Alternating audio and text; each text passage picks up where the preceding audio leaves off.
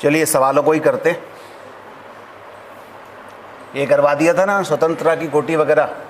ये गामा क्या होता है, CP/CV क्या होती है, ठीक है। चलो सवाल हम कितने कर चुके थे, 3 कर चुके थे। चलिए सवालों को ही कंटिन्यू करते हैं अभी।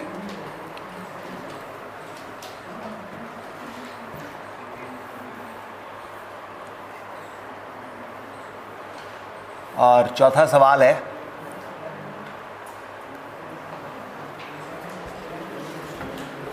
चलो स्टार्ट करो सवाल करना। क्वेश्चन नंबर 4, सभी स्टार्ट करें करना। क्वेश्चन नंबर 4,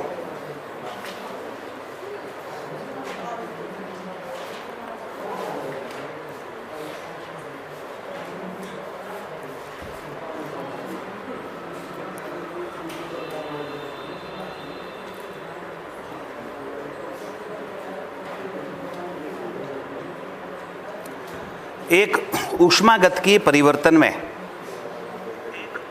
क्या दिया हुआ है, एक ऊष्मागतिकीय परिवर्तन में किसी गैस के निश्चित द्रव्यमान का दाब किस प्रकार परिवर्तित होगा जबकि वह 30 जूल ऊष्मा मुक्त करे तथा 40 जूल कार्य करे और गैस की प्रारंभिक आंतरिक ऊर्जा 40 जूल है, तो गैस की अंतिम आंतरिक ऊर्जा क्या होगी, ये पूछा है। करो क्वेश्चन नंबर 4। इसका आंसर मैं बताता हूँ और अगर आप कर सकते हैं तो जल्दी से आप बता दीजिए।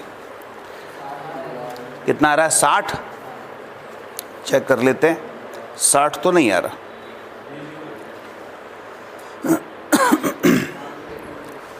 बोलो, ऐसे सोचो, देखो कितना आ रहा है, 20।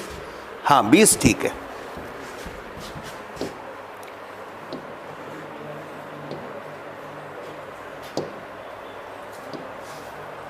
क्वेश्चन नंबर 4 देखिएगा।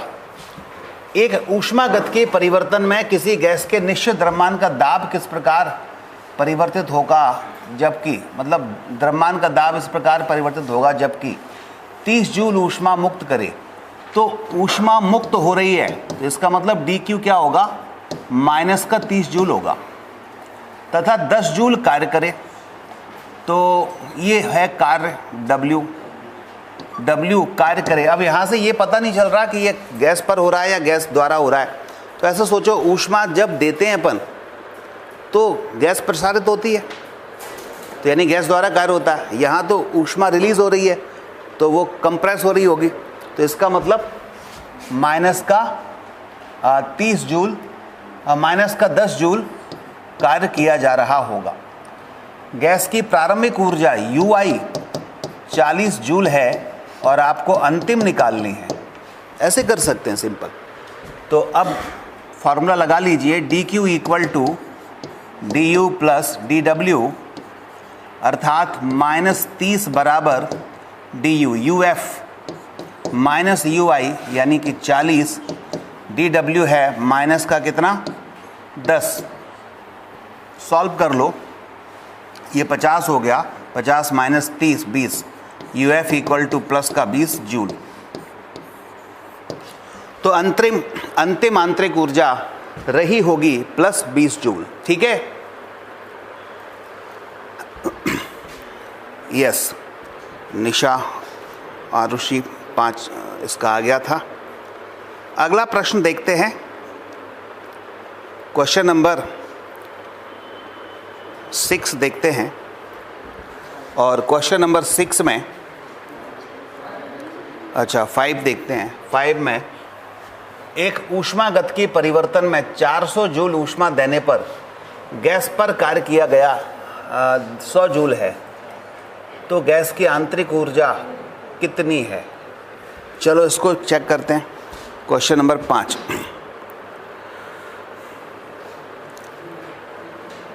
$400 जूल ऊष्मा इज गिवन।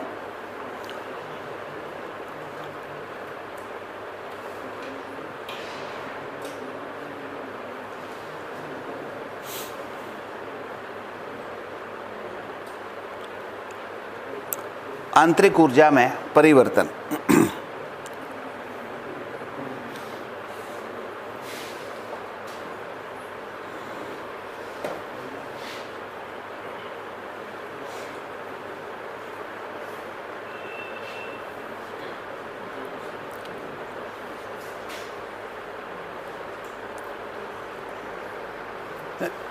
तो इसमें कुछ ऐसा दिया है कि आप एक ऊष्मागतिकी निकाय है उसको 400 जूल ऊष्मा भी दे रहे हो और साथ साथ गैस पर ऊपर से कुछ कार्य भी कर रहे हो, तो दोनों काम हो रहे हैं।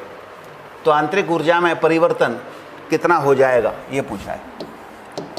तो सीधे लगा दें एक फार्मूला, ऊष्मागत 400 जूल दे रहे हैं तो प्लस का 400, डेल्टा यू निकालना है और गैस पर यानी -100, तो सीधे ये तो 500 जूल आंतरिक ऊर्जा में परिवर्तन आ जाएगा, कुछ विशेष नहीं है।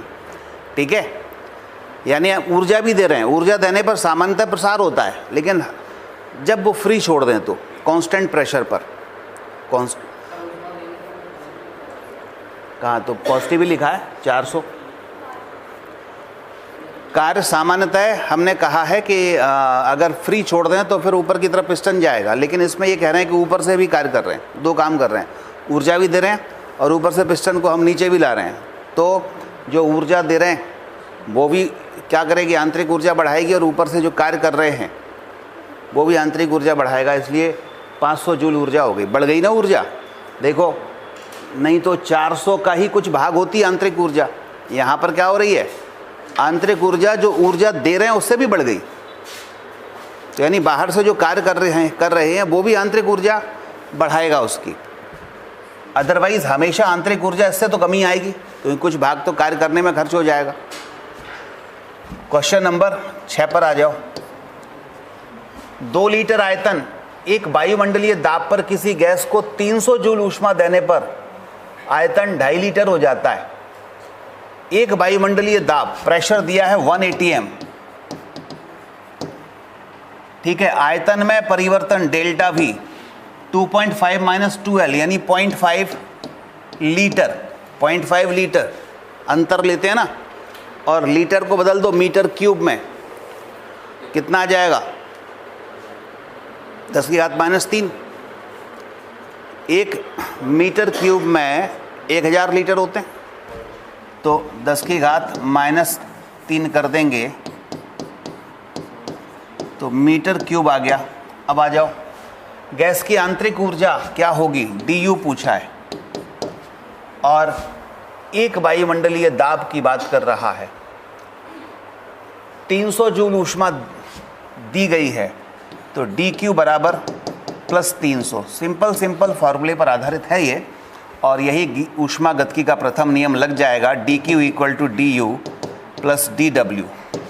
DQ 300 जूल दी गई है, DU पूछी है, कार्य एक वायुमंडलीय, यहाँ प्लस का होगा या माइनस का होगा बोलो, एक वायुमंडलीय दाब पर हम ऊष्मा दे रहे हैं, तो आयतन बढ़ रहा था, तो इसका मतलब प्लस का कार्य होगा, तो प्लस PdV, P हो गया एक वायुमंडलीय यानी 10⁻5, dV यानी 0.5 गुणा 10⁻³ इसको हल करेंगे और DU का मान निकालेंगे। बोलो क्या उत्तर आ रहा है। 10⁻² हो गया, मतलब 100 हो गए, 100 गुणा 0.5 50 हो गए, तो 250 आ जाएगा, 250 जूल,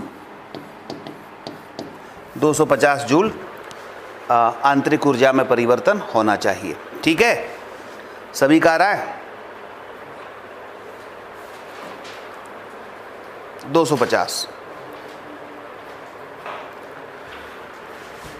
यस, नेक्स्ट क्वेश्चन है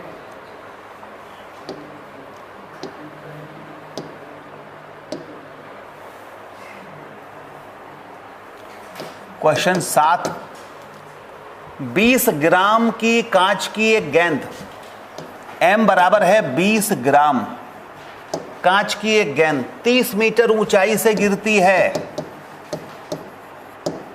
यदि इसकी संपूर्ण ऊर्जा ऊष्मा में परिवर्तित हो जाए तो तापमान में वृद्धि कितनी होगी। एस दिया हुआ है 30 जूल प्रति किलोग्राम प्रति डिग्री सेल्सियस, इकाइयों पर विशेष ध्यान देने की जरूरत है। यस बोलो, गिरा रहे हैं तो mgh कन्वर्ट हो गई ms डेल्टा थीटा, तो क्या होगा बोलो, W बराबर JQ या JH, W mgh, J लिखा रहने दो, Q ms delta theta, M से M उड़ा दो। आपको डेल्टा थीटा पूछा है, G की वैल्यू देखो ध्यान से 9.8 यानी 10 लिख दें अप्रॉक्स, H 30 मीटर। अब यहाँ पर ये ध्यान देने की ज़रूरत है, ज़रूरत ये है कि JS अगर S कैलोरी में दिया है, विशिष्ट ऊष्मा कैलोरी प्रति किलोग्राम प्रति डिग्री सेल्सियस दी है, तो फिर जैसे गुणा इसलिए करते हैं कि इधर की कैलोरी जूल में कन्वर्ट हो गई और ये जूल में होती है mgh, समझ रहे हैं। लेकिन ये तो जूल प्रति किलोग्राम प्रति डिग्री सेल्सियस पहले से ही दिया है SI में, तो इस J को लगाने की ज़रूरत नहीं है। या ऐसे सोच लो, ये JS टोटल दिया है कितना, 30 जूल प्रति किलोग्राम प्रति डिग्री सेल्सियस। मैंने ये कहा था कि W, ध्यान से सुनना, यहीं गलती हो जाती है, W समानुपाती Q होता है, यही पढ़ा था। लेकिन W बराबर जब JQ आता है तो ये J कोई भौतिक राशि नहीं है, ये केवल इन दोनों की इकाइयों को बराबर करने का एक माध्यम है, एक कन्वर्जन फैक्टर है, एक रूपांतरण गुणांक है J। और जब ये रूपांतरण गुणांक का मतलब होता है ये जूल में होता है और ये Q कैलोरी में दी हो, तो कैलोरी को जूल में कन्वर्ट करने के लिए J से गुणा किया जाता है, इसलिए W बराबर JQ लिखा जाता है। लेकिन Q पहले से ही जूल में हो, W भी जूल में हो, तो फिर J से गुणा करने की आवश्यकता नहीं है। यहाँ पर S का मान जूल प्रति किलोग्राम प्रति डिग्री सेल्सियस दिया है, M किलोग्राम में होता ही है, डेल्टा थीटा डिग्री सेल्सियस लो, तापांतर या केल्विन लो, एक ही बात है, तो फिर J से अलग से गुणा करने की ज़रूरत नहीं है। यह J और S मिल के क्या बन गया, ये आपके पास 30 जूल प्रति किलोग्राम प्रति डिग्री सेल्सियस बन गया है। इसको विशेष ध्यान देना, बड़े बड़े अक्षरों में लिख लेना अपनी भाषा में, हिंदी, उर्दू, पंजाबी, है ना, मुरैना, भिंड, जहाँ की भाषा आप जानते हो उसकी लिख लेना। तो ये हो गया है। सीधे JS को लिखूंगा मैं 30, 4.2 नहीं लिखूंगा मैं यहाँ, और गुणा डेल्टा थीटा, बस उड़ा दो तो 10 डिग्री सेल्सियस की वृद्धि हो जाएगी। ठीक है,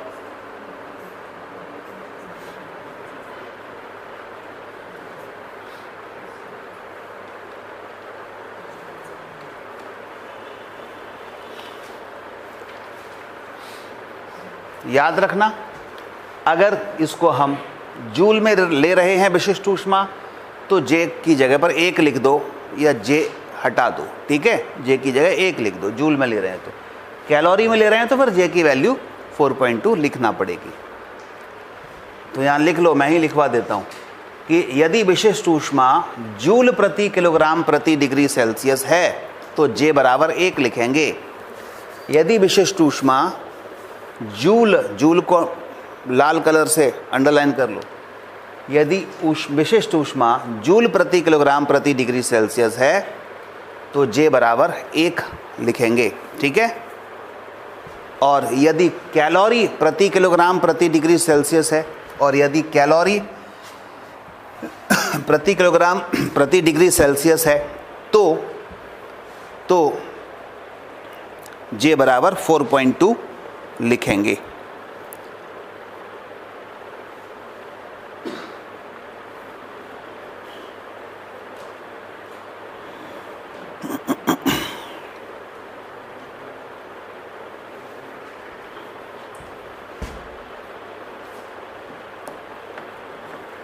चलो नेक्स्ट क्वेश्चन।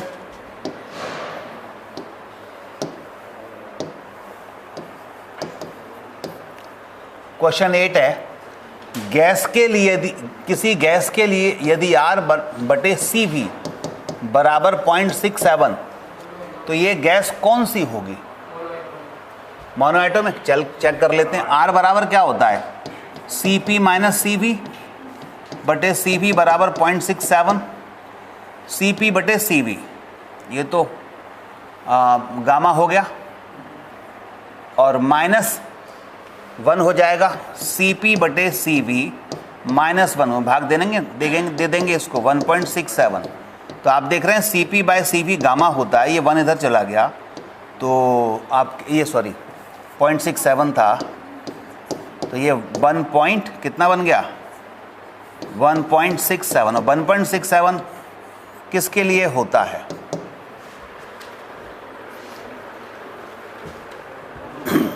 बोलो। 1.67 गामा किसके लिए होता है? मोनोएटॉमिक के लिए, मोनोएटॉमिक गैस। हाँ, CV से भी निकाल सकते हैं डायरेक्ट। R का मान लिख दो तो CV निकल आएगा।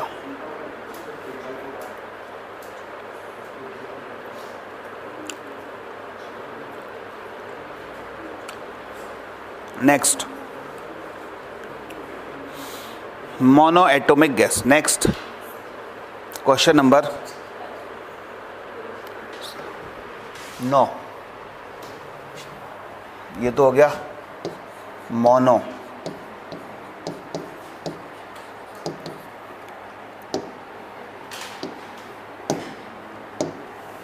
क्वेश्चन नंबर 9,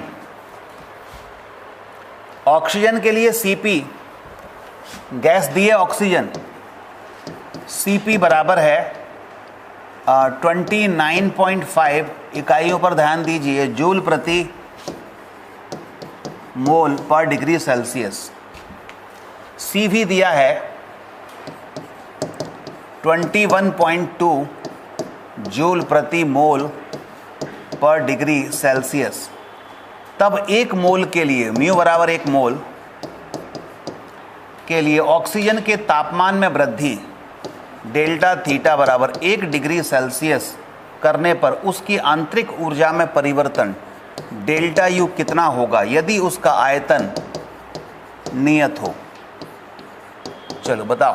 CP दिया है, CV दिया है, म्यू 1 मोल दिया है, डेल्टा थीटा 1 डिग्री सेल्सियस है, डेल्टा यू निकालना है, आयतन नियत है। करो। ऑक्सीजन की बात कर रहा है।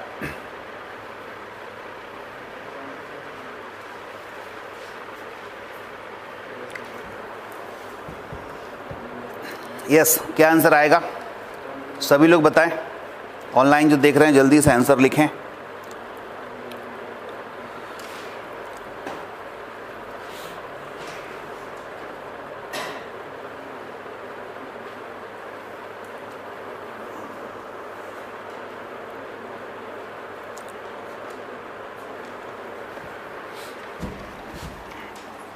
आपने अभी देखा DQ बराबर क्या होता है? DU plus DW।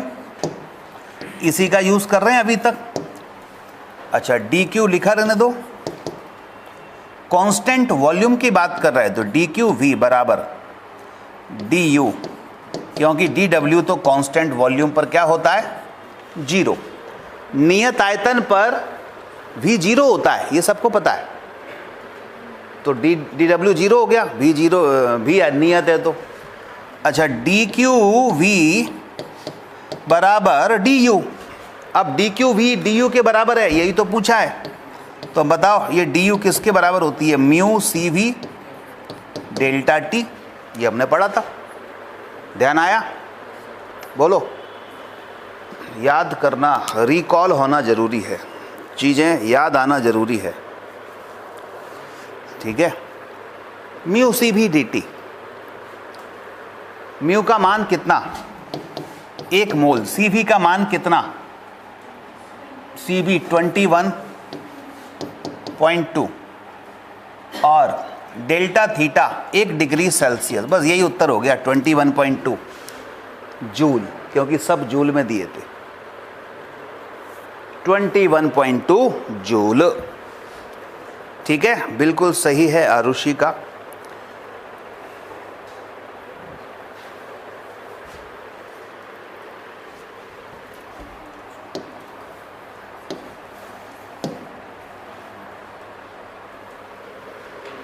नहीं लिख पाया?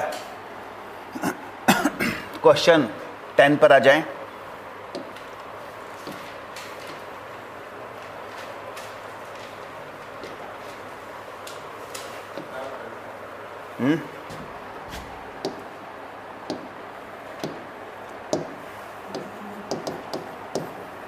पांच मोल ऑक्सीजन, म्यू बराबर 5 मोल ऑक्सीजन, ठीक बात है। 10 डिग्री सेल्सियस तक स्थिर आयतन पर गर्म किया जाता है। यदि Cp 8 कैलोरी, इकाइयों पर ध्यान दीजिए, कैलोरी प्रति मोल प्रति डिग्री सेल्सियस, R बराबर 8.36 MKS, यानी कि ये SI सिस्टम में है, तो आंतरिक ऊर्जा में परिवर्तन कितना होगा? du की वैल्यू पूछिए। Cp दिया है, आंतरिक ऊर्जा में परिवर्तन की बात कर रहा है, तो सबसे पहले Cv निकाल लिया जाए, ठीक है। और आंतरिक ऊर्जा में परिवर्तन, और कितना गर्म कर रहे हैं?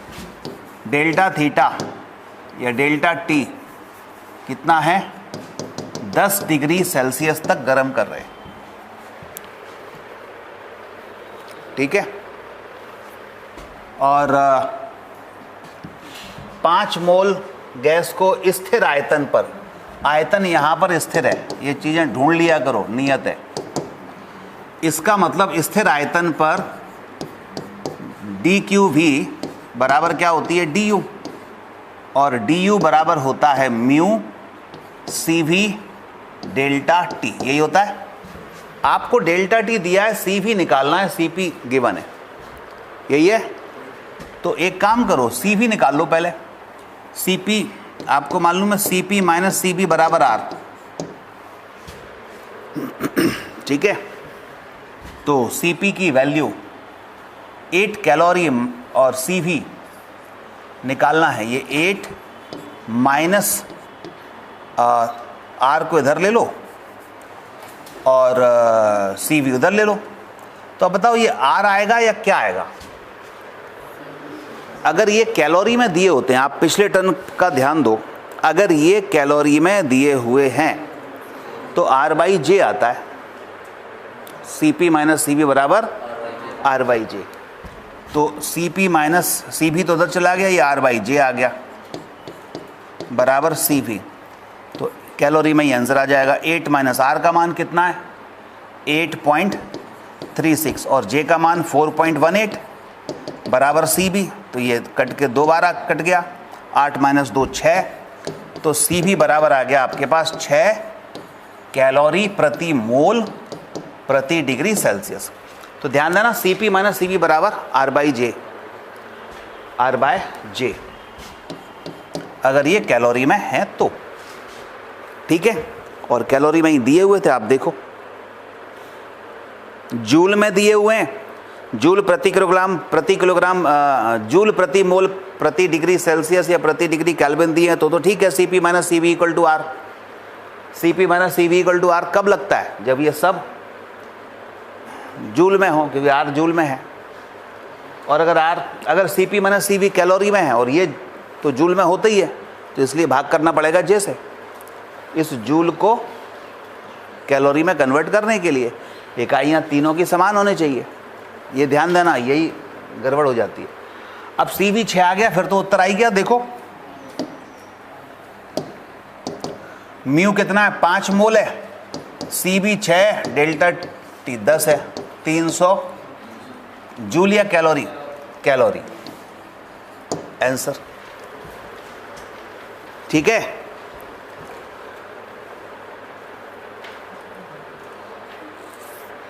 कैलोरी में 300 आया, और अगर जूल में निकालोगे तो आप इसमें 4.18 से या 4.2 से फिर गुणा कर दो तो 1260 आ जाएगा। 300 कैलोरी या 300 गुणा 4.2 1260 जूल आंसर हो जाएगा। ठीक है, नेक्स्ट।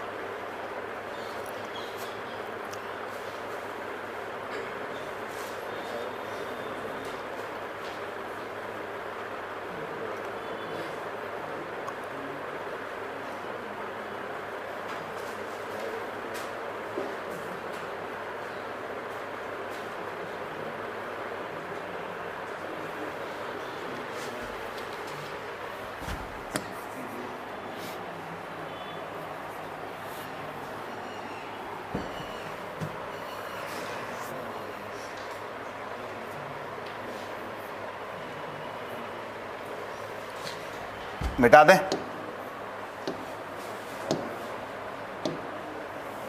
Question number 11।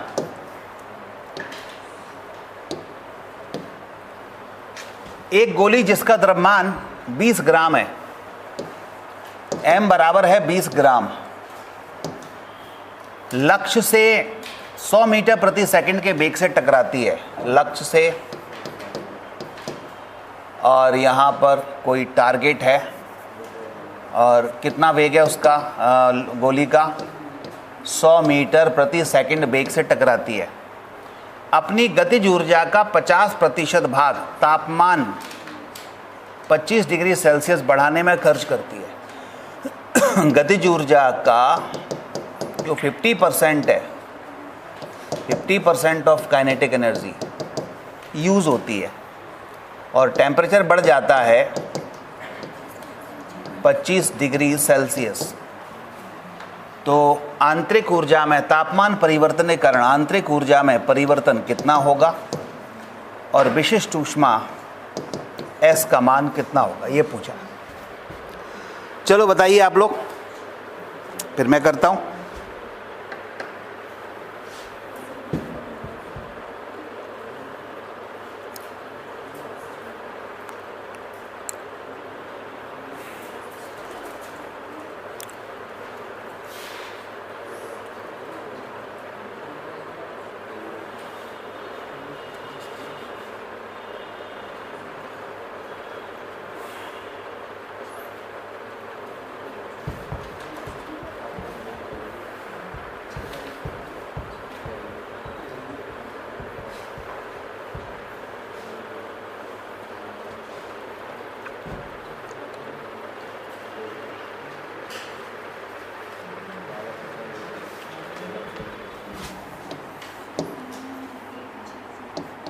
देखो,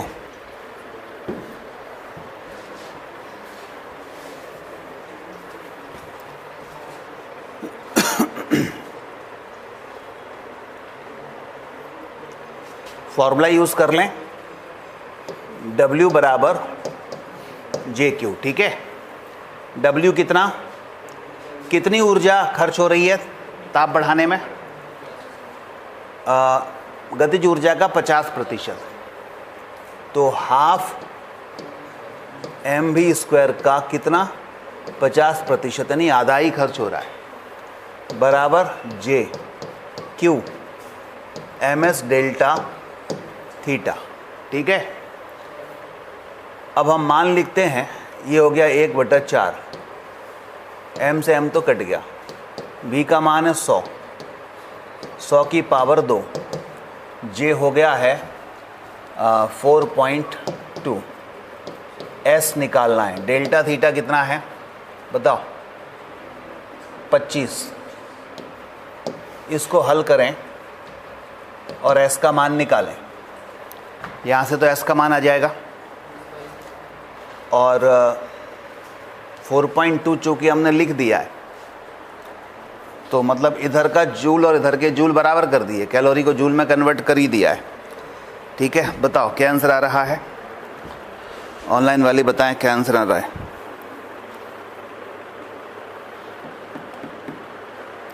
अगर आप इसका मान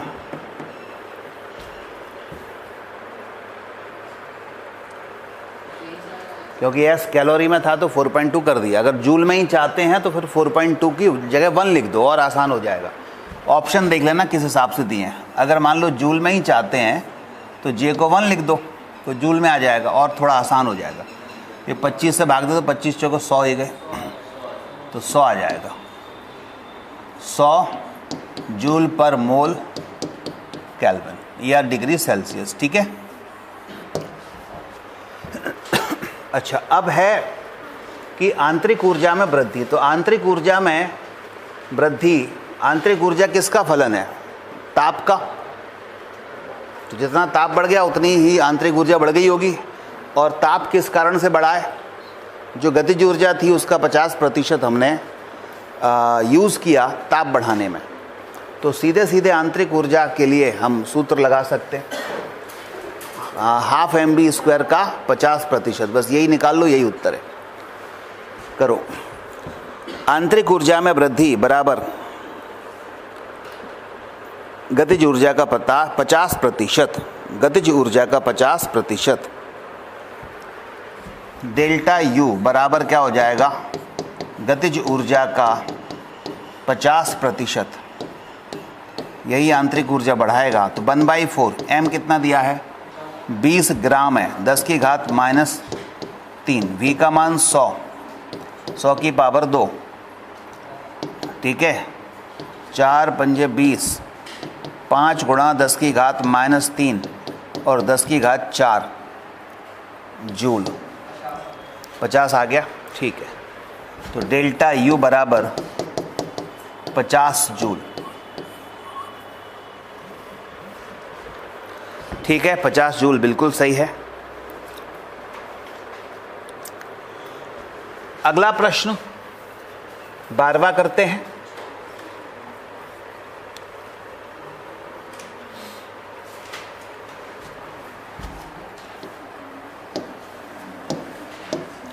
क्वेश्चन नंबर 12, एक गोली जिसका द्रव्यमान 20 ग्राम है, ये तो हो गया।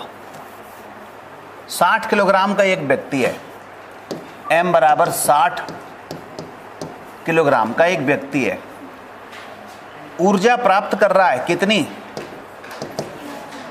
10 की घात 5 कैलोरी भोजन से प्राप्त कर रहा है। यदि उसकी दक्षता ईटा 28% है तो उसकी लंबाई कितनी बढ़ जाएगी? ठीक है, या चलो यही करते हैं, कितनी लंबाई बढ़ जाएगी या कितनी ऊंचाई तक किसी वस्तु को वो उठा सकता है। ये भी इस तरह का क्वेश्चन भी बनता है।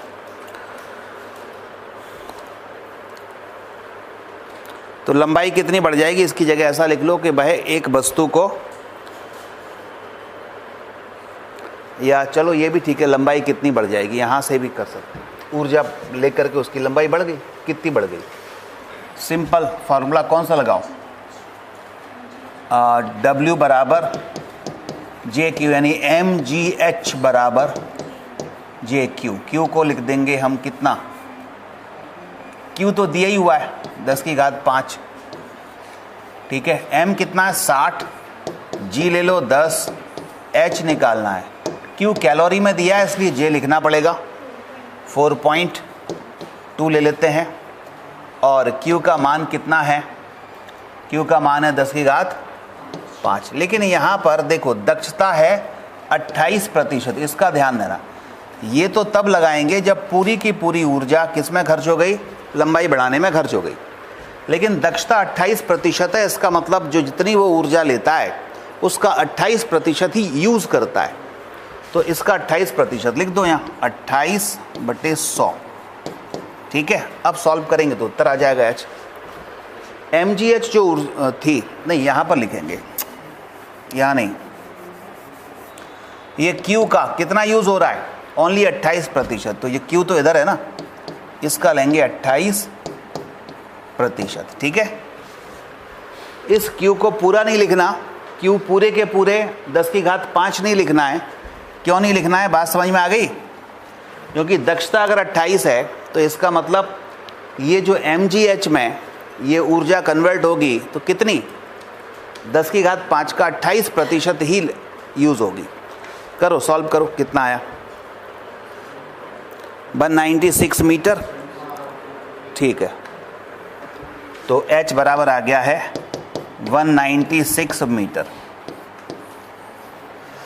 समझ रहे हैं ना? इस Q को मैंने 10⁵ डायरेक्ट ना लिख के 28% लिया है, क्योंकि दक्षता 28% है, यानी जो ऊर्जा वो ले रहा है कैलोरी में भोजन से, उसका 28% ही यूज़ कर रहा है।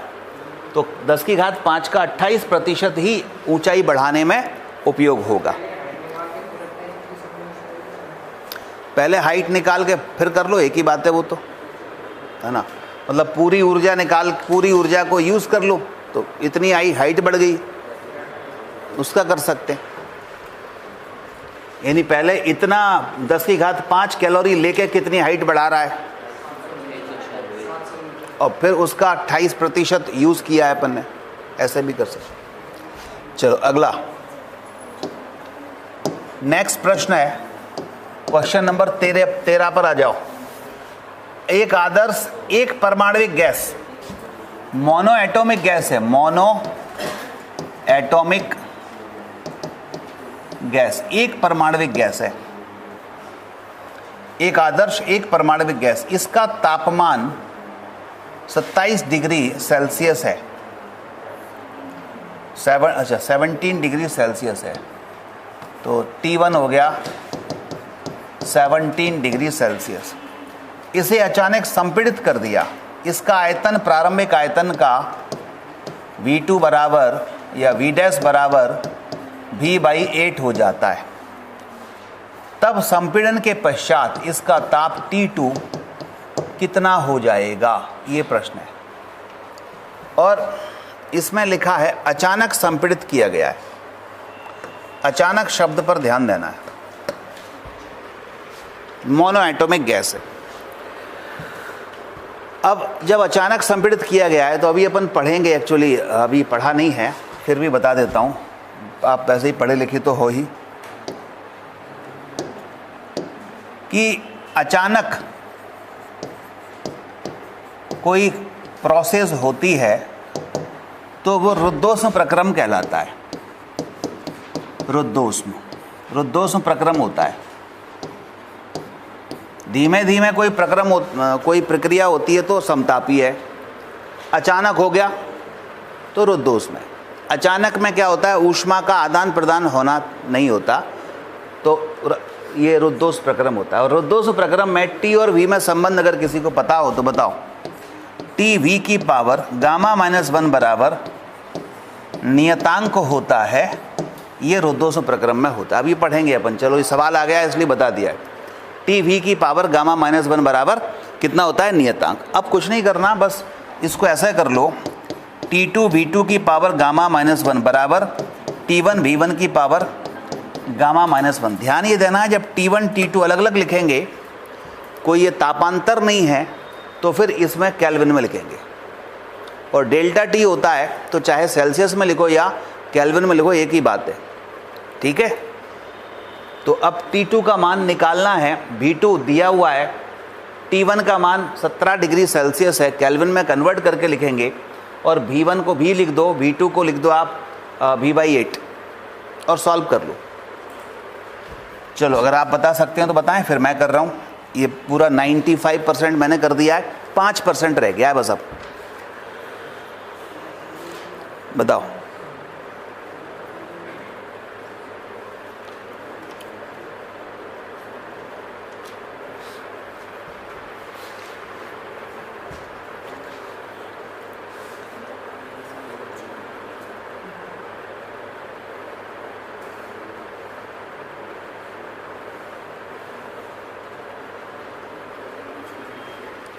T2 निकालना है, V2 कितना है, V/8 की पावर Γ-1 गामा एक परमाणुवीय गैस के लिए कितना होता है? 5/3, 5/3 बराबर T1 290 17 डिग्री सेल्सियस है, केल्विन में चेंज करेंगे। V1 को V लिख दो 5/3। V तो कट जाएगा, T2 निकालना है। इस V/8 को या नीचे ले लो, ठीक है। ये V काट के ये इसको 1/8 को नीचे लिया, 8 ऊपर पहुंच गया, 290 इंटू, हाँ गामा -1 है, चलो कोई बात नहीं। तो गामा -1 कितना आ गया?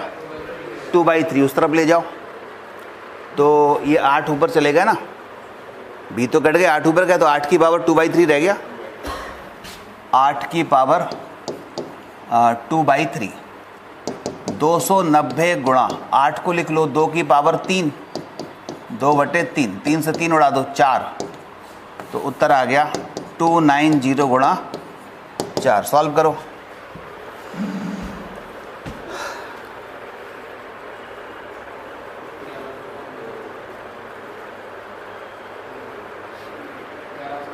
$1100, यही उत्तर है।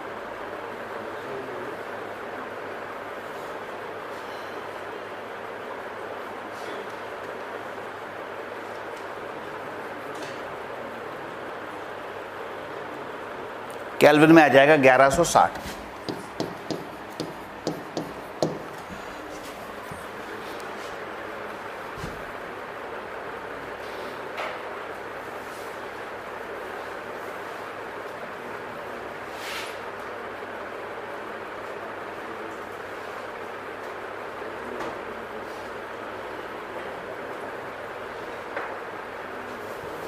ठीक है,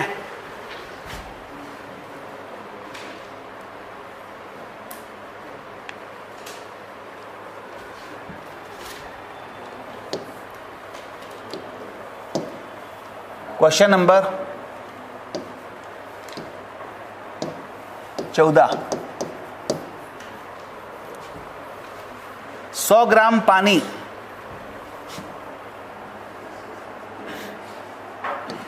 M1 बराबर 100 ग्राम पानी, तापमान θ1 बराबर 50 डिग्री सेल्सियस, लोहा M2 बराबर 2 ग्राम का लोहा, ताप θ2 बराबर 100 डिग्री सेल्सियस पानी में डाल दिया।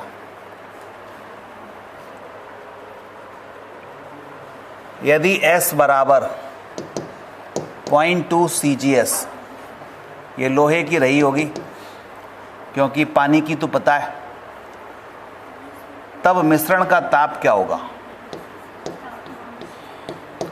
मिश्रण का ताप थीटा निकालना है। करिए, मिश्रण का ताप क्या होगा? उत्तर हालांकि दिया हुआ है लेकिन आपको निकालना है।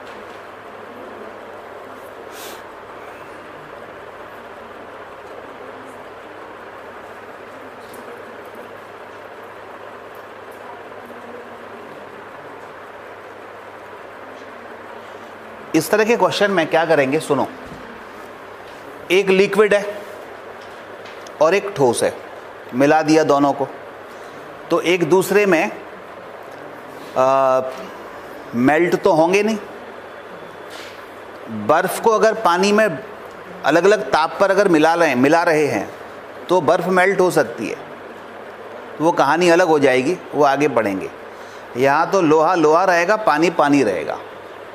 केवल ये होगा कि मान लो, ऐसे सोचो, कल्पना करो कि हमारे पास 50 डिग्री सेल्सियस का पानी है और 100 डिग्री सेल्सियस का लोहा है, दोनों को मिक्स कर दिया तो ऊष्मा बाद में थोड़ी देर बाद तो दोनों का ताप समान हो जाएगा। बोलो, पहले तो अलग अलग हैं लेकिन मिक्स कर दिए, थोड़ी देर बाद दोनों का मिश्रण का ताप कैसा हो जाएगा? समान। तो जब मिश्रण का ताप समान हो गया तो क्या हुआ होगा कि मिश्रण का ताप समान हो गया? अधिक ताप की वस्तु से ऊष्मा कम ताप की वस्तु की ओर प्रवाहित हुई होगी, और कब तक प्रवाहित हुई होगी? जब तक कि दोनों का ताप सेम नहीं हो जाता। यही हुआ होगा, ठीक है। तो इसमें हम ऊर्जा संरक्षण लगा सकते हैं, ऊर्जा तो नष्ट हुई नहीं होगी। बताओ, प्रारंभ में m पानी की कुल ऊर्जा या ऊष्मा, लोहे की ऊष्मा, पानी की ऊष्मा प्लस लोहे की ऊष्मा बराबर क्या होगी? मिश्रण की ऊष्मा। बताओ, यही होगा। प्रारंभ में पानी की ऊष्मा और लोहे की ऊष्मा ये अलग अलग हैं, दोनों को जोड़ दो, कुल ऊष्मा आ गई। कंटेनर में मिला दिया दोनों को, तो कहीं और तरीके से तो ऊष्मा हानि हो नहीं रही है।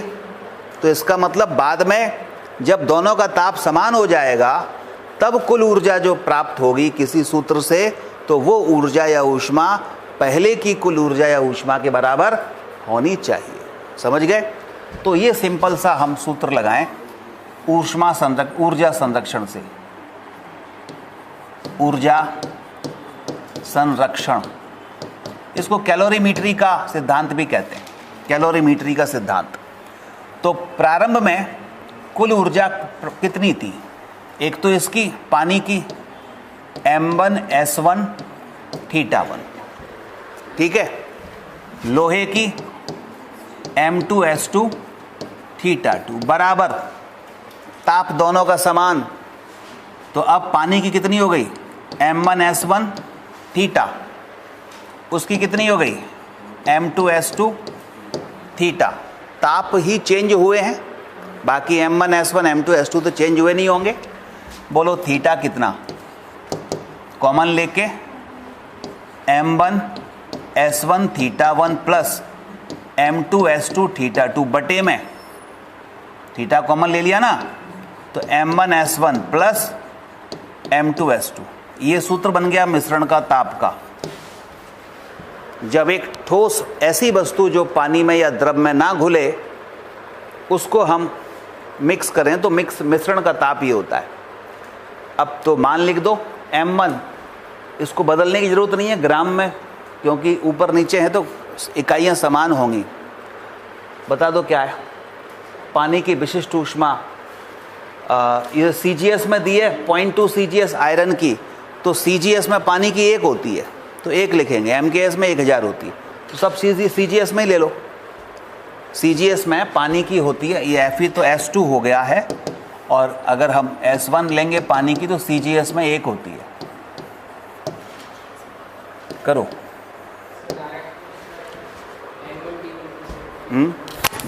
क्या डायरेक्ट?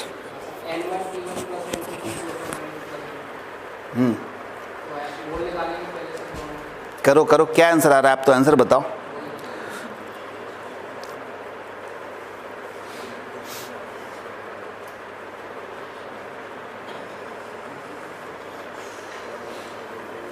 बात तो वही है ना, वहाँ भी कैलोरीमीटर लगाई है।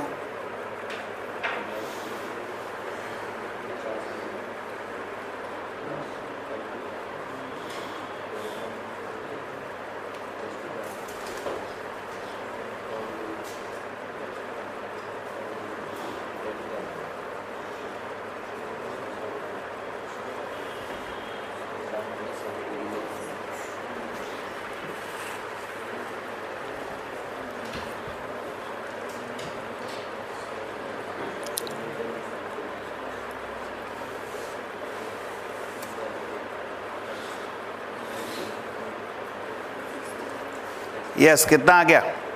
आ गया, यही लिखा है जो 50.18 डिग्री सेल्सियस।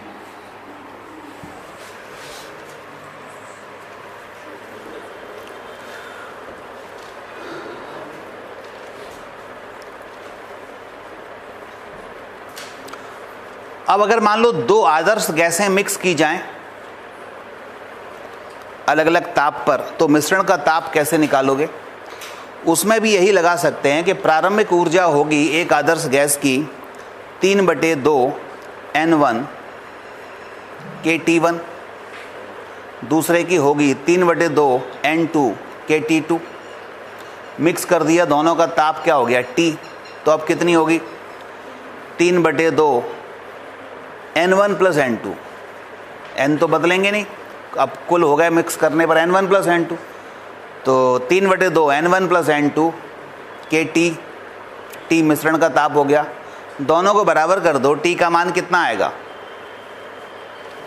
N1T1 + N2T2 बटे N1 + N2। ठीक है, तो इसी में नोट लिख लो आगे। दो आदर्श गैसों को मिक्स करने पर दो आदर्श गैसों को मिश्रित करने पर मिश्रण का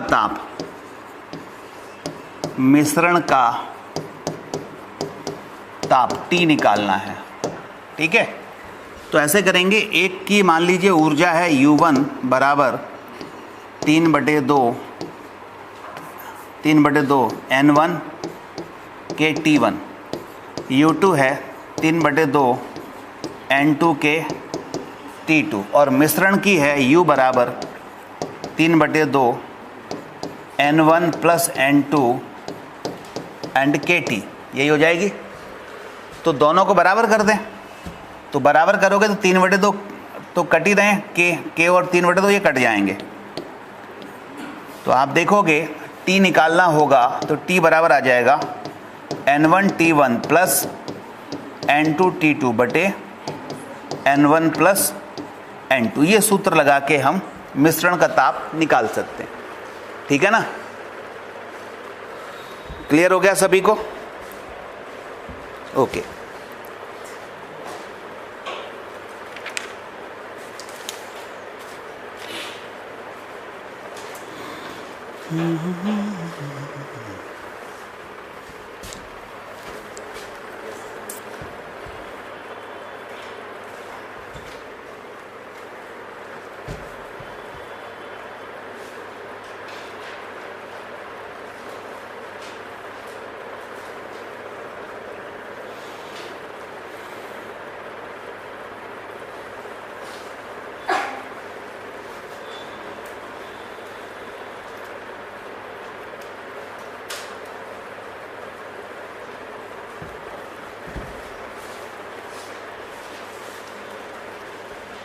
ओके, चलो आगे करते हैं। अगला प्रश्न है कौन सा, 14वां 15वां। धीरे धीरे मंजिल की ओर पहुंचते जा रहे हैं अपन। हाँ, खिसकते खिसकते 15 पर आ गए। फाइनल मंजिल भी आने वाली है, उसकी डेट नहीं आई है, बस एक बार ही होगी इस बार, अगली साल से 2 बार होगी। तो हैं? हाँ।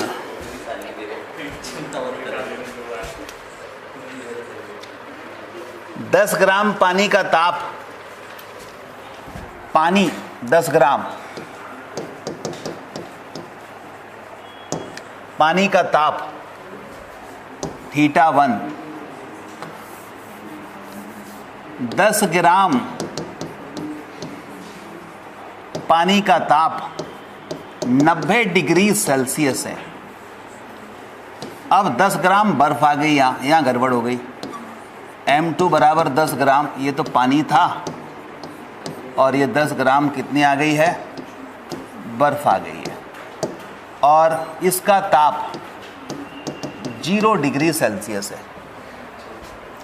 पानी में गिरा दिया, विशिष्ट ऊष्मा आइस की है 80 CGS, तो मिश्रण का ताप क्या होगा? अब इसमें ऐसा नहीं कर सकते M1S1 θ1 = M + M2S2 θ2 बटे M1S1 + M2S2, क्योंकि यहाँ बर्फ़ पानी में पिघलेगी, और पिघलेगी तो फिर कुछ ऊर्जा नष्ट होगी किसमें? पिघलने में भी। वहाँ तो नहीं पिघल रही थी, तो इसलिए इसमें कॉन्सेप्ट थोड़ा सा डिफरेंट लगाएंगे। आप अगर कर सकते हैं तो बताएं आंसर क्या आ रहा है, फिर मैं आपको बताता हूँ। हालांकि करना वही है, ऊष्मा संरक्षण। बस इसमें ध्यान ये रखना है कैलोरीमेट्री में कि कुछ ऊर्जा जो नष्ट हो रही है कहाँ पर, उसको बर्फ को पिघलाने में, वो भी काउंट करनी पड़ेगी, वो भी एक साथ लेनी पड़ेगी, तभी ऊष्मा संरक्षण लग पाएगा।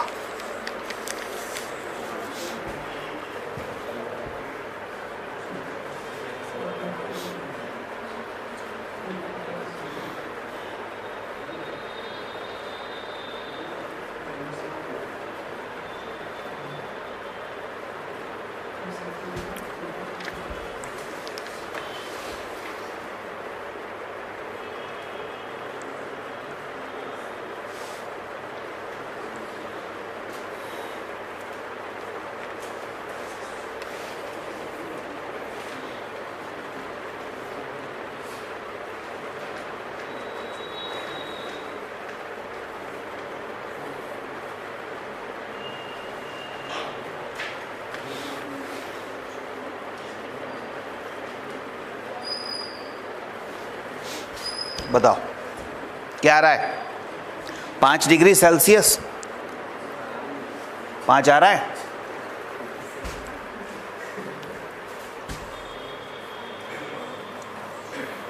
पंद्रहवें सवाल में कह रहा है 10 ग्राम पानी का ताप है 90 डिग्री सेल्सियस, 10 ग्राम बर्फ का तापमान है 0 डिग्री सेल्सियस, और इसको हमने मिला दिया, मिश्रण का ताप पूछा है।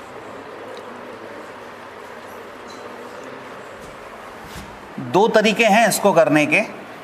एक तरीका पहले देखें, और हम ये मान के चलें कि इसने पूरा का पूरा इसको मिक्स कर दिया है। तो पहले पानी का ताप कितना था? पानी की अगर बात, पानी का ताप 90 था, ठीक है। तो पानी की बात करें तो पानी के अंदर ऊष्मा थी m1 s1 और θ1। 90 डिग्री सेल्सियस पर इतनी ऊष्मा पानी की थी। इसमें 10 ग्राम यानी m1 ग्राम हमने बर्फ डाल दी जो कि 0 डिग्री सेल्सियस थी। तो सबसे पहले ये 10 ग्राम बर्फ है वो 0 डिग्री सेल्सियस के पानी में कन्वर्ट होगी। बोलो, 10 ग्राम बर्फ किस में कन्वर्ट होगी? 0 डिग्री सेल्सियस के पानी में कन्वर्ट होगी। तो इसका मतलब वो ऊर्जा लेगी कहाँ से? पानी से ही तो लेगी। बर्फ पिघलने में ऊर्जा कहाँ से लेगी?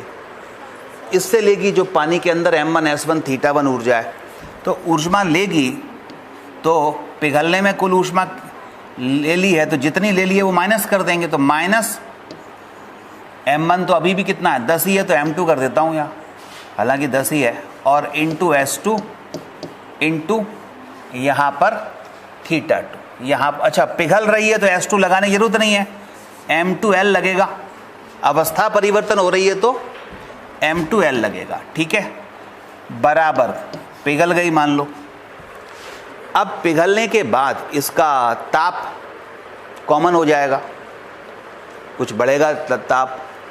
तो ताप जब बढ़ेगा तो अब हम देखें, पहले अब तो दोनों पानी बन गए, दोनों पानी हो गए ना। तो इसका मतलब m1 प्लस m2, दोनों का द्रव्यमान m1 प्लस m2 हो जाएगा। पानी मतलब SW मान लेते हैं, इनटू मिश्रण का ताप यानी थीटा मान लेते हैं, ठीक है। यही होना चाहिए। अब यहाँ से थीटा निकालो, कितना आ रहा है? m1 s1 θ1 minus m2 li बटे में m1 plus m2 into SW। Solve करें। m1 कितना है? 10 ग्राम है। S1 कितना है? CGS में ले लो, पानी है तो 1 और इंटू θ1 कितना? 90 माइनस m2 10 ग्राम, विशिष्ट ऊष्मा CGS में 80, गुप्त ऊष्मा CGS में 80 बटे 10 और 10 20 SW1। हल करो।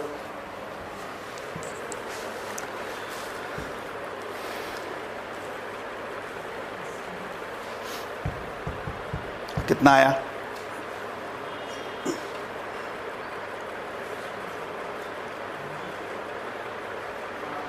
5 आया। उत्तर आया 5 डिग्री सेल्सियस।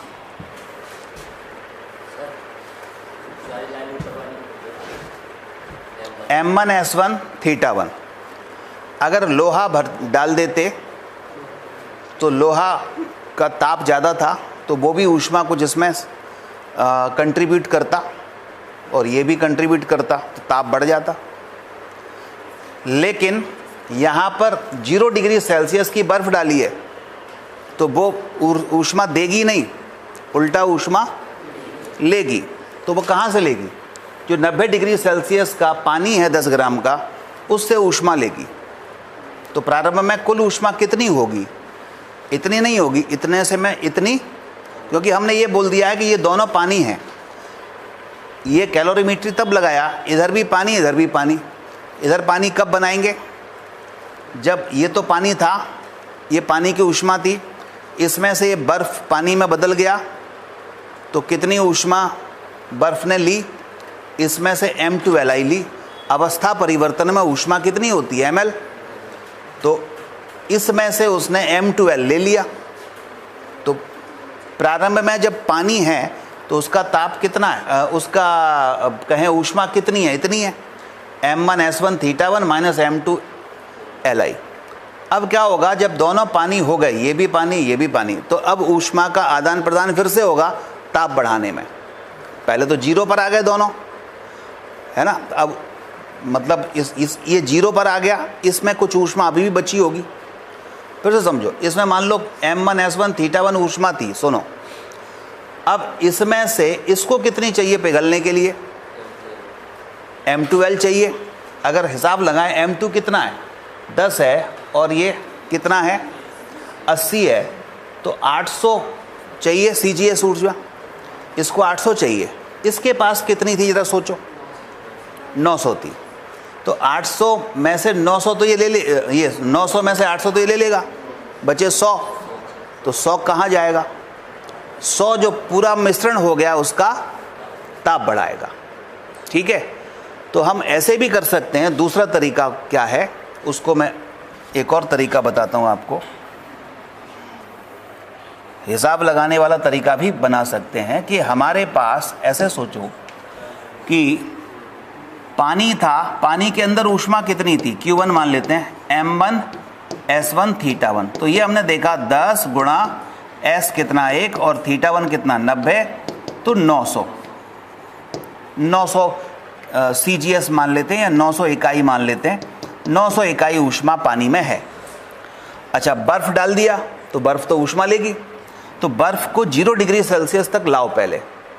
तो बर्फ़ जो आइस है उसको 0 डिग्री सेल्सियस पर आने में कितनी ऊष्मा चाहिए? 0 डिग्री सेल्सियस के पानी में लाने के लिए कितनी ऊष्मा चाहिए? M कितना है 10, L कितना है 80। यानी बर्फ़ को 0 डिग्री सेल्सियस पर पिघलने के लिए 800 यूनिट ऊष्मा चाहिए। तो वो पानी बदल जाएगा। तो मिक्स करेंगे तो ये 800 यूनिट ऊष्मा कहाँ से लेगी? वो बर्फ़ इधर से लेगी। तो अब इन 900 में से 800 इसने ले लिए पिघलने में। अब कंटेनर के अंदर क्या है? कंटेनर के अंदर क्या क्या बचा? कंटेनर के अंदर बचा, सुनो, पानी कितना? M1 द्रव्यमान का, और बर्फ तो वो भी पानी बदल गई M2 द्रव्यमान का। यानी अब M1 10 था, M2 10 था, तो 20 ग्राम पानी है। 20 ग्राम पानी है।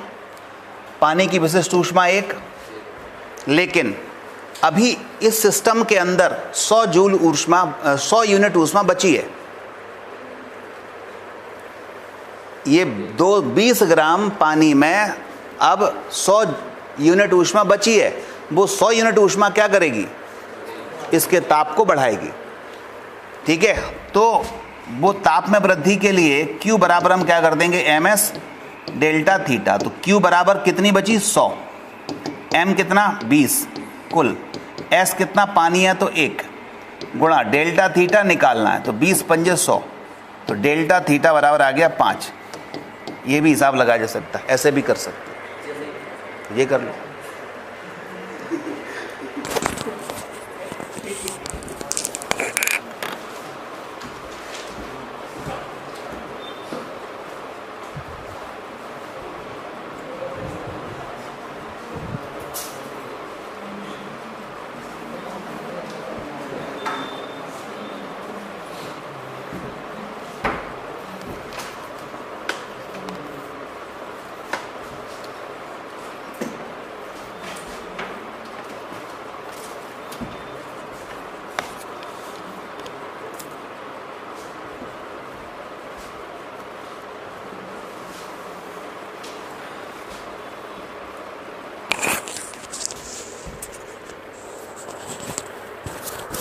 हो गया?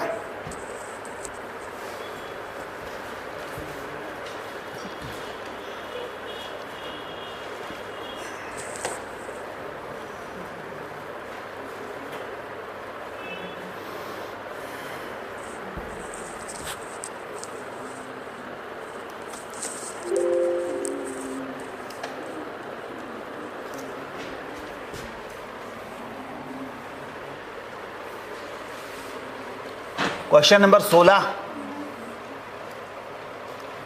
मिटा दें इसको।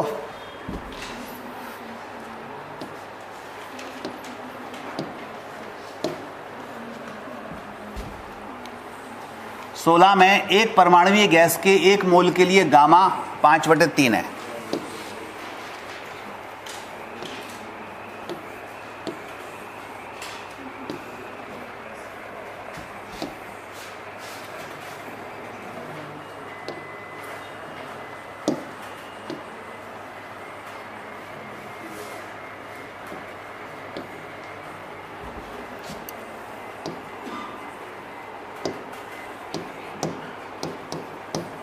क्या दिया था? एक परमाणुवीय गैस के लिए गामा कितना? 5/3। दुई परमाणुवीय गैस के लिए गामा कितना? 7/5। मिश्रण के लिए गामा कितना होगा? मिश्रण का गामा कितना होगा? बोलो। 3/2 1.5। ठीक है।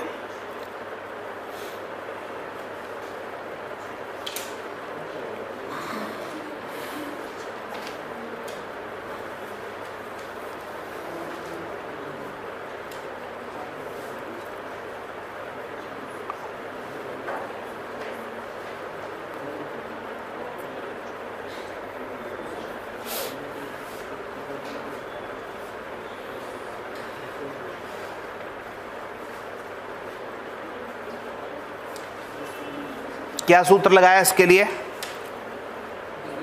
1 मोल की बात कर रहा है तो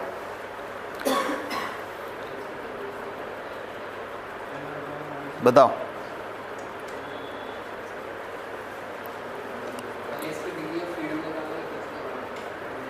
डिग्री ऑफ फ्रीडम निकाल लो। कंप्लीट सूत्र अगर आपको लिखना हो तो लिख सकते हैं। ये होता है गामा मिक्सर का μ1 F1 gamma 1 plus μ2 F2 gamma 2 बटे, बताओ बटे क्या आएगा?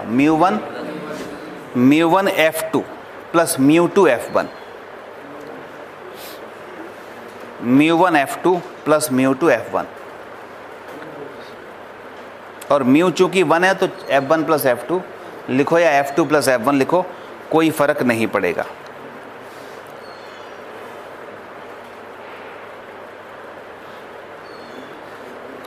μ1 F1 गामा 1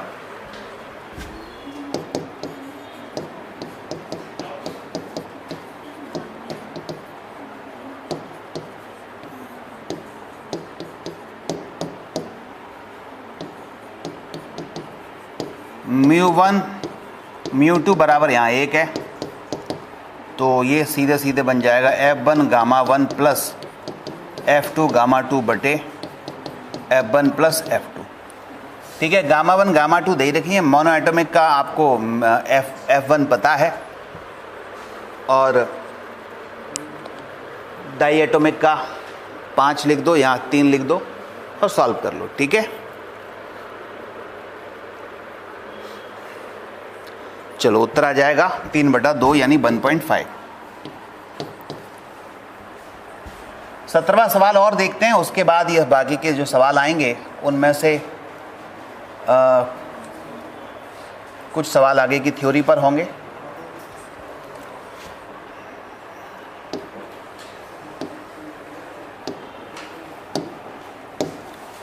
क्वेश्चन नंबर 17, एक गैस के लिए गामा 4/3 है, ध्यान देना।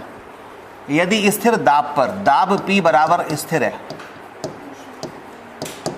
ऊष्मा दी, मान लो Q ऊष्मा दे दी, dQ ऊष्मा दे दी, ऊष्मा दी तो पॉजिटिव, तब दी हुई ऊष्मा का कितना भाग कार्य में खर्च होगा, यानी पूछा है W/dQ, ये कितना होगा। दी गई ऊष्मा का कौन सा भाग कार्य में खर्च होगा, यानी W/dQ पूछा है, ठीक है। कुल ऊष्मा नीचे लिखेंगे, उसका कौन सा भाग खर्च होगा कार्य में, तो W ऊपर लिखेंगे। स्थिर दाब की बात कर रहा है, तो चलो W/dQ निकाला जाए। dW क्या होता है, जब दाब नियत हो तो PdV होता है बटे dQ। dQ को कुछ लिख सकते हैं, बताओ। नियत दाब पर आंतरिक ऊर्जा भी होगी, में परिवर्तन भी होगा, और क्या होगा, और साथ साथ कार्य भी होगा, PdV भी होगा, ठीक है। तो करो जरा दिमाग लगाओ, कितना गामा के टर्म में कितना आएगा, PV को फिर μr डेल्टा T लिख देना। कितना आ रहा है ऑनलाइन वाले बताओ।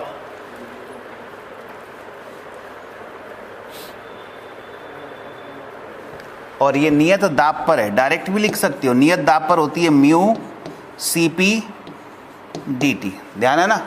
नियत दाब पर PdV को क्या लिख सकते हैं, म्यू R dt बटे mu Cp dt। Mu dt cut गया, R/Cp आया। Cp इक्वल टू क्या होता है, गामा R/γ-1। ध्यान है, Cv था R/γ-1 और Cp है गामा R/γ-1। नहीं ध्यान है, short term memory loss. Cv बराबर R/γ-1, Cp बराबर गामा R/γ-1 और गामा बराबर Cp बटे Cv, ठीक है। तो R से R उड़ गया, गामा बटे गामा 1 होता है, 1/γ, तो 1 - 1/γ आया। इसको रट लो कि जब कभी भी नियत दाब पर कुल दी गई ऊष्मा का कौन सा भाग कार्य में कन्वर्ट हो रहा है वो पूछे, तो वो सीधा होता है 1 - 1/γ। तो कभी कभी तो मेडिकल एंट्रेंस में यही पूछ लिया गया है, 1 - 1/γ। और एक 1/γ भी होता है, वो क्या होता है, वो आप लोग जरा दिमाग लगाना कि 1/γ क्या आएगा, वो टेस्ट में दूंगा, आउट कर दिया है। तो 1 - 1/γ, तो 1 - 1/γ, गामा क्या है, 4/3 है, तो उत्तर आया 1/4। तो 1/4 भाग दी गई ऊष्मा का कार्य में परिवर्तित हो जाएगा। प्रतिशत में पूछे 100 से गुणा कर दो, 25% कार्य में परिवर्तित हो जाएगा, ठीक है।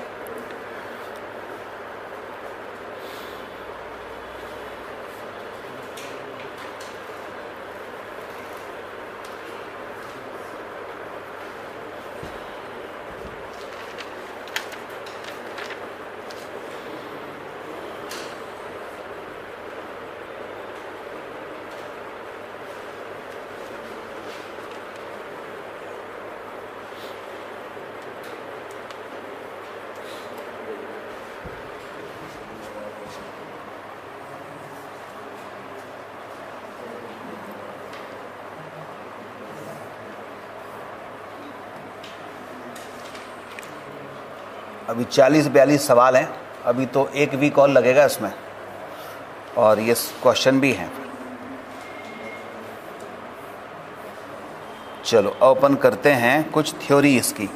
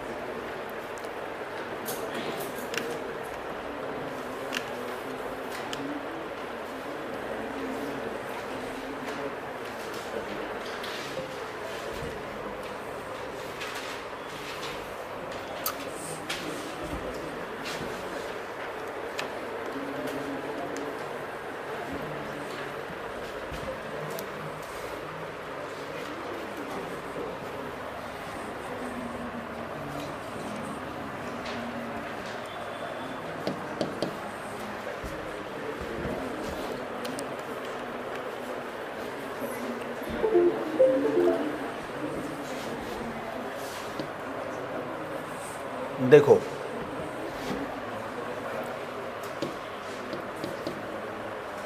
ये तो कर चुके थे हम।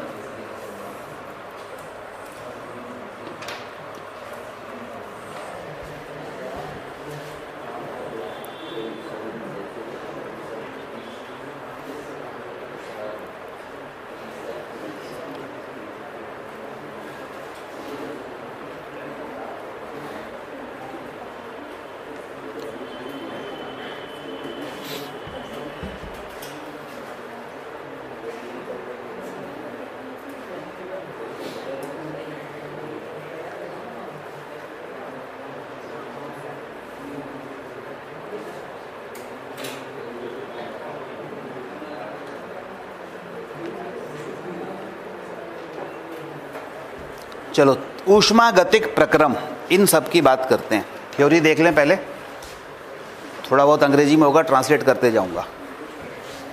ऊष्मागतिक प्रक्रम क्या होते हैं? Thermodynamic process. ऊष्मागतिक प्रक्रम, थर्मोडायनामिक प्रोसेस, ठीक है।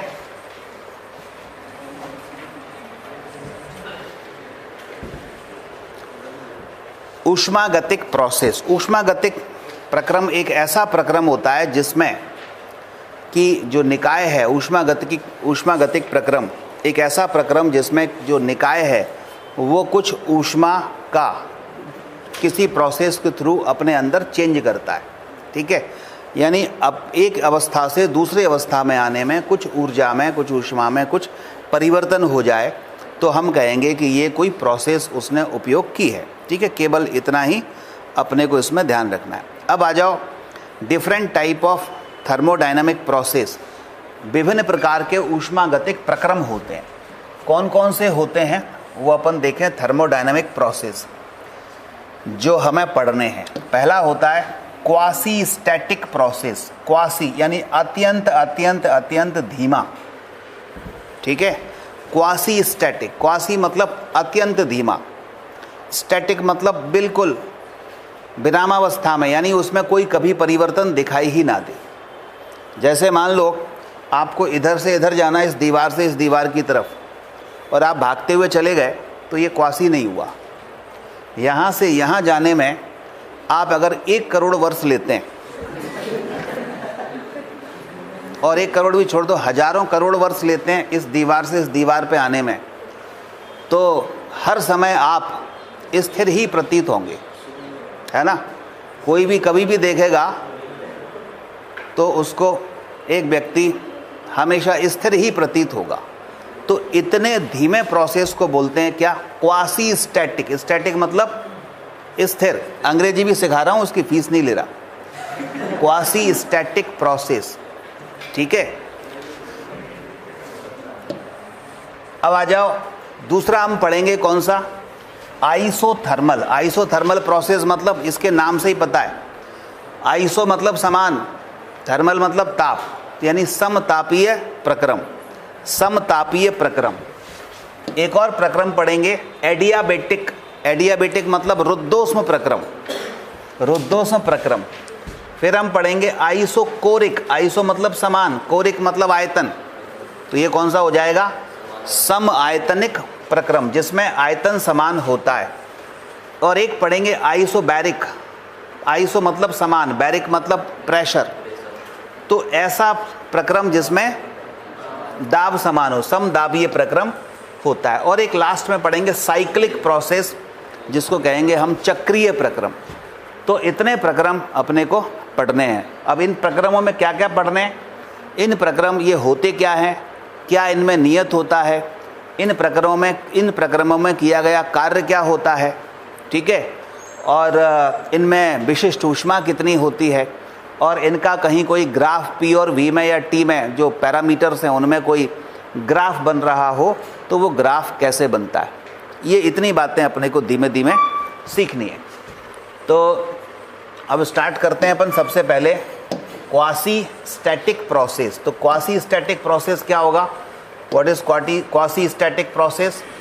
क्वासी स्टैटिक प्रोसेस का मतलब है, देखो लिखा है इन इनफाइनाइटली स्लो प्रोसेस, यानी इतना स्लो प्रोसेस कि एक जगह से दूसरी जगह आने में इनफाइनाइट टाइम लग रहा है, इतना धीमे धीमे कि एक स्टेट से दूसरे स्टेट आने में कितना इनफाइनाइट टाइम लग रहा है, मतलब वो हर समय उसी स्टेट में देखी जाएगी। तो इतना slow process in which at each and every intermediate state the system remains in thermal and mechanical equilibrium, मतलब एक प्रोसेस एक अवस्था से दूसरी अवस्था में आने में बीच में वो हमेशा तापीय और ऊष्मीय इक्विलिब्रियम में सराउंडिंग के साथ हमेशा रहे, तो पूरा सिस्टम क्या होगा, क्वासी स्टैटिक, ठीक है। मतलब एक अवस्था से दूसरी अवस्था में जो परिवर्तन हो रहा है वो हर समय आपको कैसा दिखे, नो चेंज दिखे, कि कोई परिवर्तन नहीं हो रहा, वो तापीय साम्यावस्था में भी है और यांत्रिक साम्यावस्था में भी है, यानी परिवर्तन नहीं हो रहा। साम्यावस्था का मतलब परिवर्तन नहीं होना, अगर मान लीजिए तापीय साम्यावस्था है तो हम कहेंगे ताप में परिवर्तन नहीं हो रहा, ठीक है। तो इसको बोलते हैं क्वासी स्टैटिक, इसका केवल नाम ध्यान रखना है, और ये इतना आप दिमाग में भर लो कि ये अत्यंत धीमा प्रक्रम होता है, ठीक है, बस, और इसमें विशेष ज़रूरत नहीं पड़ेगी। तो जैसे एक है, मान लीजिए एक सिस्टम ले लिया जिसमें दाब है और ताप है। अब हम ये पिस्टन हो गया अपने पास, अब इसको बढ़ाएं, मान लो पिस्टन का यूज़ करके हम दाब बढ़ाना चाहते हैं या ताप बढ़ाना चाहते हैं, तो हमने इधर ऊष्मा दी, ताप बढ़ गया तो दाब भी बढ़ा। तो अगर ये ताप और दाब में परिवर्तन अत्यंत अत्यंत अत्यंत सूक्ष्म हो, ठीक है ना, तो इसका मतलब P को हम P प्लस डेल्टा P ही मान सकते हैं।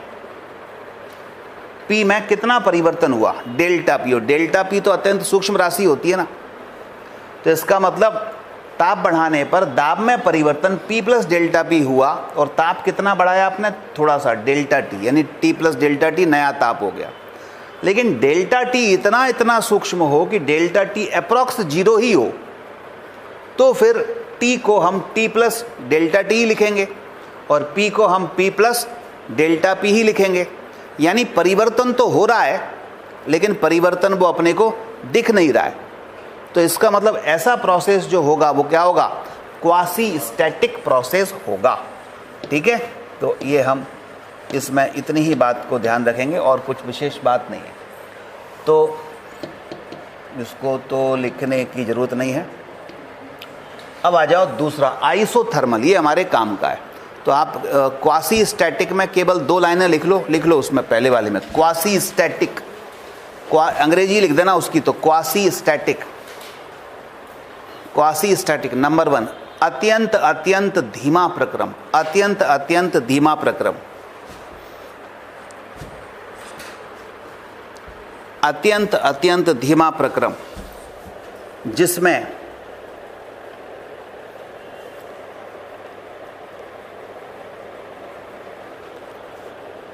परिवर्तन होते तो हैं परंतु प्रतीत नहीं होते। परिवर्तन होते तो हैं परंतु प्रतीत नहीं होते।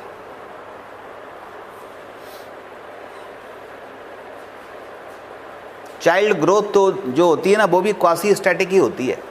आप लोगों की जो लंबाई बढ़ रही है, सबकी लंबाई बढ़ती है एक पर्टिकुलर एज तक, वो भी एक क्वासी स्टैटिक ही होती है लगभग, क्योंकि अपने को पता ही नहीं चलता कि आज हम कितने बड़े और शाम को कितने बड़े, सुबह कितने बड़े, है ना। इकट्ठा पता चलता है 1 साल में इतने थे, 20 साल में इतने हो गए, लेकिन बीच में नहीं पता चलता।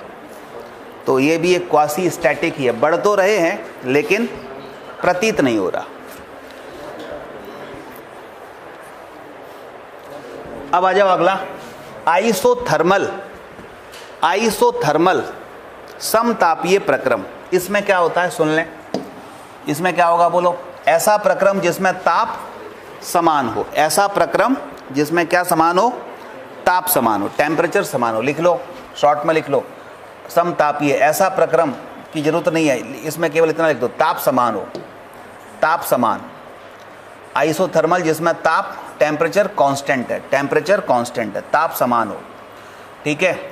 तो जब ताप समान होगा तो बॉयल का नियम लगता है। बॉयल के नियम में क्या पढ़ा था, जब ताप समान हो तो बॉयल का नियम लगता है, मतलब यह है बॉयल के नियम का पालन करता है। और बॉयल का नियम क्या होता है बताओ, बॉयल का नियम क्या होता है कि दिए गए द्रव्यमान के लिए बोलो दाब व्युत्क्रमानुपाती V, यानी PV बराबर नियतांक, PV बराबर नियतांक। तो ये शॉर्ट में लिख लो, पूरा लिखने की जरूरत नहीं है। नंबर 1 क्या, ताप समान, T समान। नंबर 2 बॉयल का नियम लागू। नंबर 3 P व्युत्क्रमानुपाती V, यानी इससे ग्राफ कैसा बनेगा, ग्राफ कैसा बनेगा, P और V के बीच में बोलो ग्राफ कैसा बनेगा। ग्राफ बनेगा ऐसा, P और V के बीच में ऐसा ग्राफ बनेगा। और इधर PV बराबर क्या होगा, नियतांक यानी कि कांस्टेंट, ठीक है। तो ये है किसका नियम,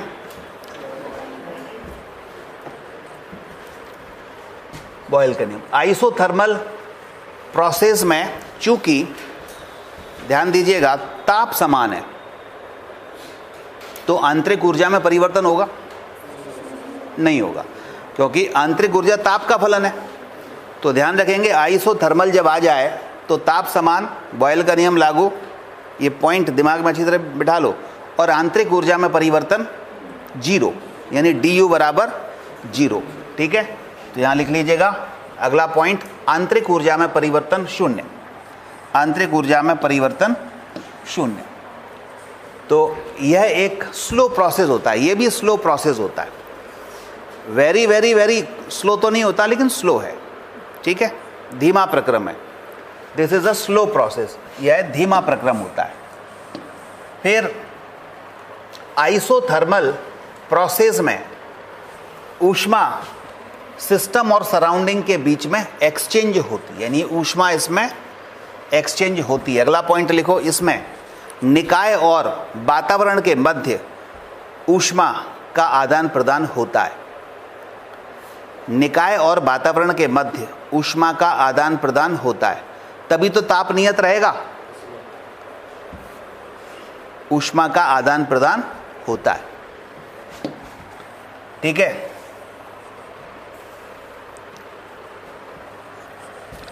अब हमारे पास एक सिलेंडर है, उसमें पिस्टन लगा हुआ है। अब पिस्टन को नीचे दबा रहे हैं या ऊपर ले जा रहे हैं, यानी दाब हम बढ़ा रहे हैं या कम कर रहे हैं, ठीक है। तो उस प्रोसेस में ताप नियत रहे उसके लिए कंडीशन ये होगी कि पिस्टन और सिलेंडर की जो दीवारें हैं वो पूर्णतः चालक हों, कुचालक नहीं चालक हों, जिससे कि अगर हम पिस्टन में दाब बढ़ा रहे हैं तो जो दाब में वृद्धि हो रही है या ताप में वृद्धि हो रही है वो वातावरण में ऊष्मा एक्सचेंज हो जाए और ताप कैसा बना रहे, नियत बना रहे। तो उसके लिए क्या जरूरी है कि पूर्णतः चालक होना चाहिए। तो लिख देना कि ऊष्मा के आदान प्रदान के लिए, ऊष्मा के आदान प्रदान के लिए बेलन और पिस्टन अच्छे चालक होने चाहिए। ऊष्मा के अच्छे चालक होने चाहिए, ऊष्मा के अच्छे चालक होने चाहिए, ऊष्मा के अच्छे चालक होने चाहिए।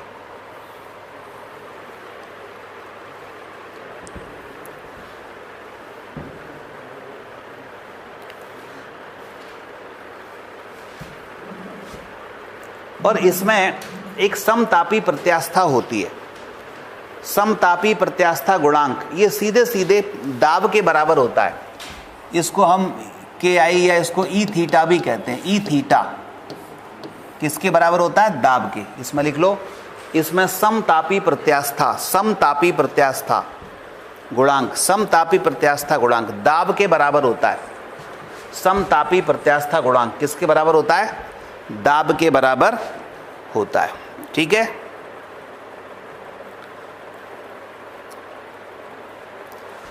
अच्छा इसमें स्पेसिफिक हीट क्या होगी?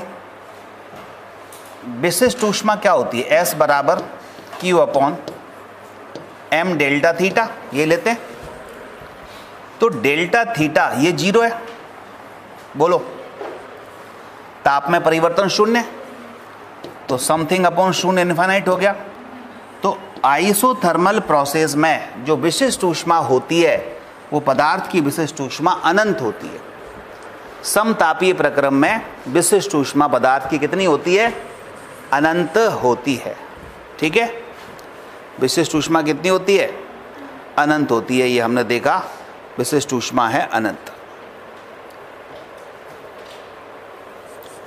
अब हम बात करेंगे कि आइसोथर्मल प्रोसेस में किया गया कार्य कितना है।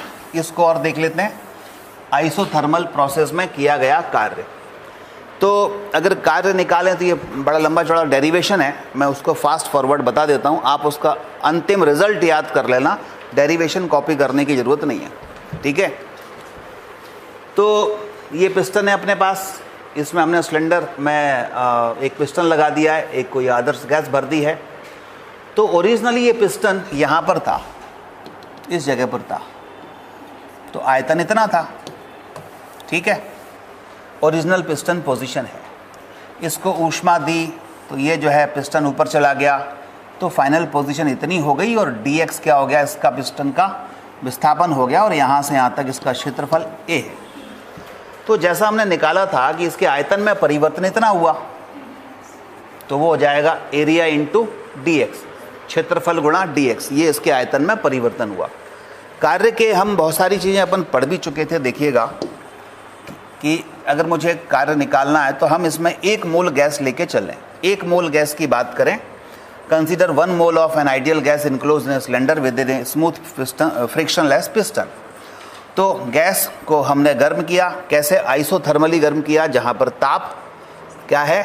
नियत है। तो हम देखेंगे कि गैस क्या होगी? एक्सपेंड होगी, और कहाँ से कहाँ तक? V1 से V2 आयतन तक एक्सपेंड होगी, और उसका ताप, उसका दाब मान लो P1 से कितना हो गया? P2 हो गया। नियत इसमें ताप है, V और P नियत नहीं है। ठीक है, तो यदि गैस थोड़े से वॉल्यूम dV के लिए ही एक्सपेंड होती है तो किया गया कार्य क्या होता है? dW बराबर PdV हमने सीखा था। इसको हम क्या कर देते हैं बताओ? V1 से V2 तक अगर ये एक्सपेंड हो रही है तो इसका समाकलन कर देते हैं, तो dW को W लिखा था और V1 से V2 PdV। अब इस P का मान निकाल लो, वो PV बराबर RT से। ठीक है, 1 मोल के लिए कह रहे हैं तो PV बराबर RT, और म्यू मोल के लिए ले रहे हैं तो PV बराबर म्यू RT कर देना, और कोई इसमें चेंज नहीं है। तो P का मान क्या आ जाएगा बोलो? RT बाय V रख देते हैं समीकरण 1 में, 2 का मान 1 में रख दो, तो W बराबर V1 टू V2 PdV, ये हमारे पास समीकरण 1 था। इसमें हम यहाँ से उठा के और P का मान रख देते हैं, तो ये RT बाय V रख दिया। ये रखा तो RT तो बाहर निकल आएगा, और 1/V dV, बोलो 1/V का समाकलन V के सापेक्ष क्या होता है? 1/V का समाकलन V के सापेक्ष क्या होता है? log V।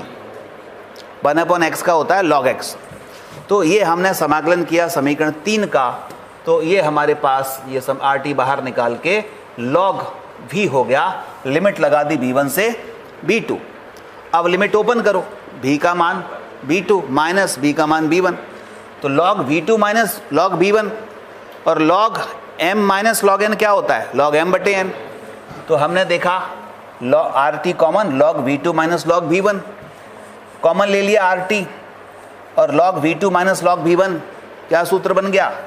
log V2 बटे V1 माइनस में, अगर प्लस होता तो गुणा हो जाता। ये बनाए हम, तो ये हमारे पास आया log e बेस में, e बेस में। अगर 10 बेस में चाहिए, log 10 में चाहिए तो 2.303 से गुणा कर देते हैं, तो w बराबर 2.303 RT log 10 V2 बटे V1, ये उत्तर है। तो आप डायरेक्ट इसको याद रखिए, ये लिख लो, समतापी प्रक्रम में किया गया कार्य। और अगर पूरा लिखना हो तो वीडियो देख करके जगह जगह पर रोक करके पूरा कॉपी कर लेना।